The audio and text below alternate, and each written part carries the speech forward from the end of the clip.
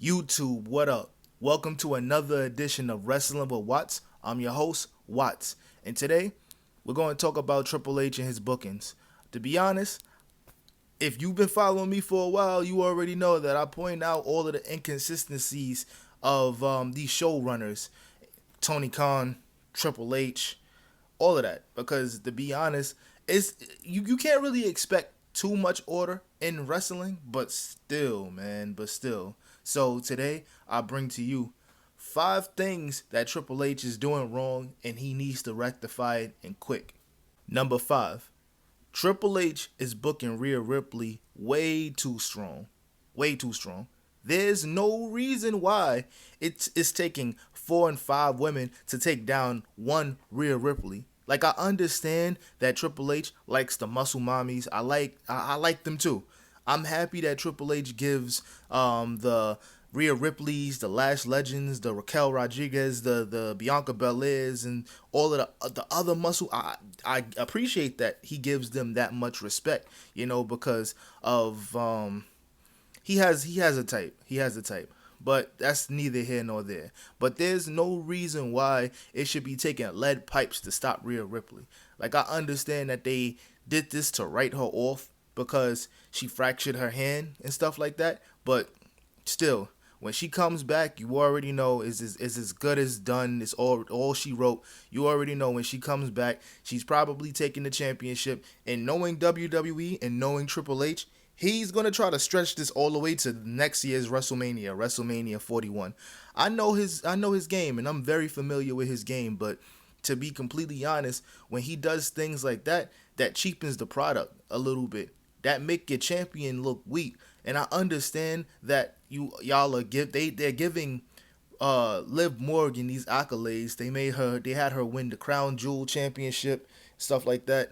I understand that they're giving her a lengthy world title run, and it's cool. They even gave her own Diesel, in Raquel Rodriguez, which I feel like her name should go back to Raquel Gonzalez, but I don't know how they would implement that at this point, at this juncture. But if they really want to do it, they will, because they just now changed the Viking Raiders back to the War Raiders, which should have been happened, and that's a f up on Vince McMahon's doing. But when you do things like that, it I understand it builds suspense as to who can really pin this person clean, but it's too much of that. Sometimes the wrestler just had an off night and they can get pinned clean. As simple as that. It doesn't have to be, or it doesn't always have to be underhanded tactics or a roll up with you grabbing their tights and stuff, or somebody cheated, or you hit somebody with a chair or something like that. And it seems like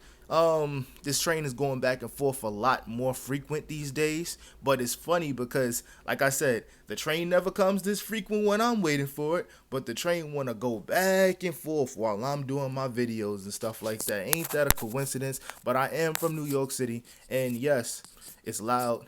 New Yorkers don't know how to be quiet. I had to close all my windows, and that's exactly what I did. But you can still hear it, but we rocking. It don't matter. It don't matter. We cooking. But Rhea Ripley being booked too strong is the number five. Let's proceed. Number four, lack of black representation. And whoever can feel a way and feel however they feel, but at the end of the day, I'ma always call a spade, and I'ma always call it how I see it. And there's not enough black representation on the main roster. Now, I hope that changes when Obafemi comes to the main roster and we see him, and I hope that he gets this menacing push, but we shall see. We don't know yet. They're saying that he might go to the main roster because he was shaking hands and waving goodbye to the NXT fans and stuff like that. But you have one, if you ask me, you have one shot at this, Triple H. Do the right thing. If you call this man up to the main roster, do the right thing. Simple as that. You see how Shawn Michaels booked Obafemi. Do the same thing. Sometimes, if it ain't broke, don't fix it.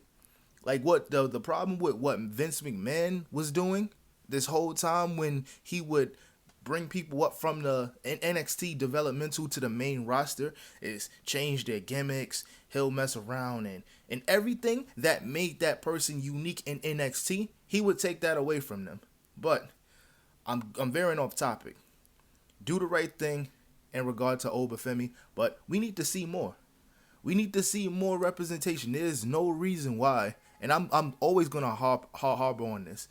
There's no reason why you did a pay per view in Atlanta, which has a good amount of African Americans and black folks there, and you don't have one African American, no black person, no person of color on the card. But you had Jade Cargill and Naomi and Bianca Belair um, hosting. Not even in a title match. It wasn't even a title match. They was hosting the entire thing. Now tell me, how does that make sense? They spent the whole they spent the whole summer pretty much marketing Bad Blood in Atlanta, Metro booming there. They playing hip hop music, all of the stuff they did to boost up sales and ticket sales and get people interested, but you don't have one. The table on my balcony fell. That's what happened. But you don't have one black person on. That was funny. But you don't have one black person on your pay per view that's supposed to be catering to black people in the black demographic that you want. Yes, they rectified it in some ways with the following pay per view, throwing Last Legend and Jakara Jackson in the tag team title match at Crown Jewel with Jade Cargill and Bianca Belair, and they had Carmelo Hayes in the match. But there's still a lot of work that needs to be done if we're being for real. Like, look at it this way: the frustration in between the Street Profits and their lack of booking in regard to, it's very inconsistent. The booking is very inconsistent, and I'm a touch on that pretty soon. But if you haven't yet, look at all my Street Profit videos, and you already know exactly what I'm talking about. Number three, the Raw Tag Team Division. There's no reason why Finn Balor and JD Madonna is closing in on 100 days as tag team champions. Probably more. I don't know. But closing in on 100 days as tag team champions, and they only defended the titles twice.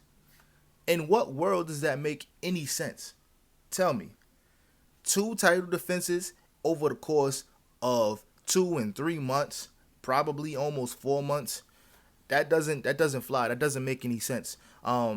There is some booking inconsistencies that I see in Triple H that was in Vince McMahon, because during the later years of Vince McMahon's run as the chairman, or the head of creative or whatever, he very much neglected the tag team division, and that's been a problem for a good 10 years in the WWE.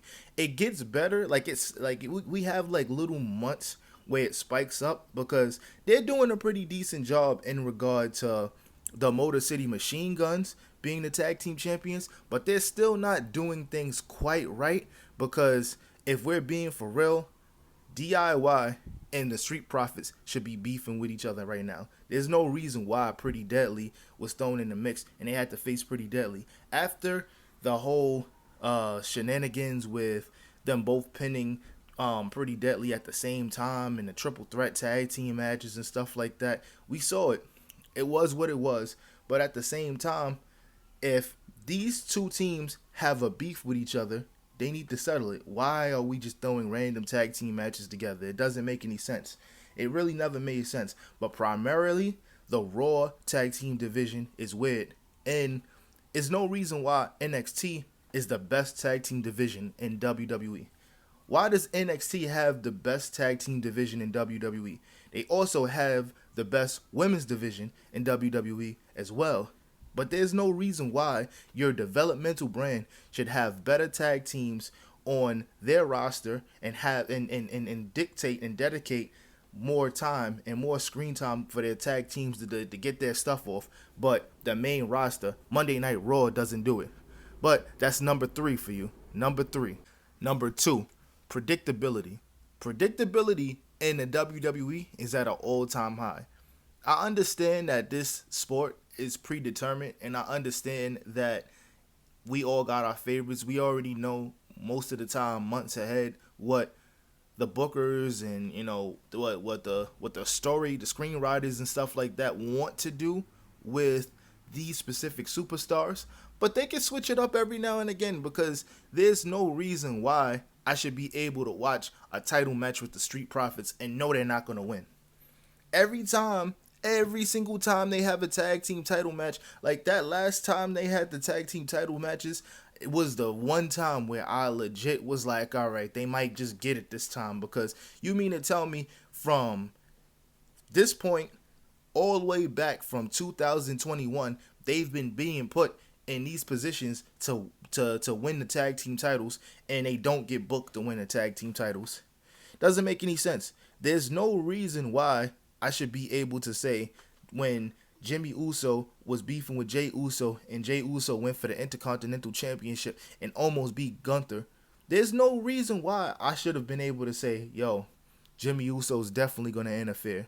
If the writers wanted to really take chances and put asses in seats, what they could have done, have Jay Uso win that match, then have Jimmy Uso come over to SmackDown, over to Raw, by the orders of the Tribal Chief Roman Reigns, and be like, yo, take that title off of your brother, or don't come back at all, or something like that. There should be a less predictable product.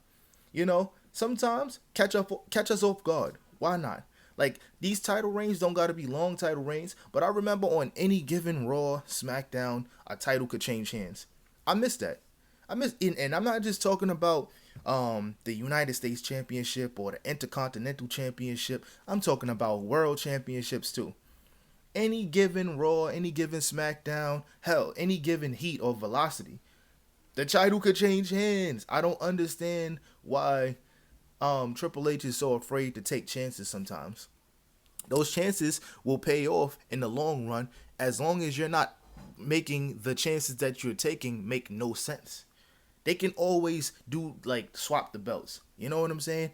Give another person an opportunity to hold the championship so that they can build their name and build a rapport with the fans, versus you don't show somebody for like 3 months and then you expect them to get a loud crowd reaction, and then when they don't get a loud crowd reaction, it's back to catering for them. Doesn't make any sense. You gotta start giving these guys opportunities if you want to shape the future of your product. Roman Reigns ain't gonna be here forever. He's already poised to go to Hollywood. Seth Rollins is not gonna be here forever. Knee problems, back problems, neck problems. Your stars of today will not be here tomorrow. Cena's about to retire. AJ Styles is about to retire. Your stars are at the tail end of their career. Randy Orton at the tail end of their careers.